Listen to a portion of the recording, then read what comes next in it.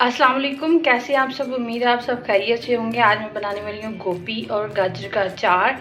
यहाँ पे मैंने गोभी लिया आधा किलो, उन्हें मैंने काट कर छोटे छोटे क्यूब्स की शक्ल में ये हैं। मैंने इन्हें काट कर बॉईल कर लिया था नमक डालकर। 2 पिंच नमक डालना है, ज़्यादा नहीं डालना आपने। यहाँ गाजरें मैंने ली हैं, ये आधा किलो हैं। इनके जो अंदर वाले सख्त कीले होते हैं वो मैंने निकाल कर इन्हें काट के इस स्लाइस की शक्ल में इन्हें भी मैंने 2 पिंच नमक डालकर बॉईल कर लिया। ज़्यादा बॉईल नहीं करना कि ज़्यादा गल ना जाए। यहाँ सिरका लिया है 2 टेबलस्पून, नमक लिया 1 टीस्पून, हल्दी लिया ½ टीस्पून, लाल मिर्च लिया मैंने ½ टीस्पून, ज़ीरा, कलौंजी और सौंफ लिया ½ यहाँ एक बॉल लेंगे बड़ा, उसमें हम सबसे पहले डालेंगे गोभी। गोभी के बाद हम इसमें शामिल करेंगे गाजरें। इसके बाद हम इसमें शामिल करेंगे हल्दी।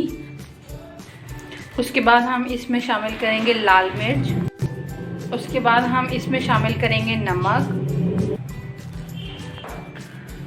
उसके बाद हम शामिल करेंगे कलौंजी, सौंफ और ज़ीरा। और एंड में हम इसमें शामिल कर देंगे सिरका।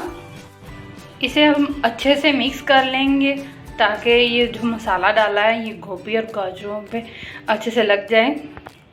अब देखें अच्छे से मिक्स हो गया मसाला।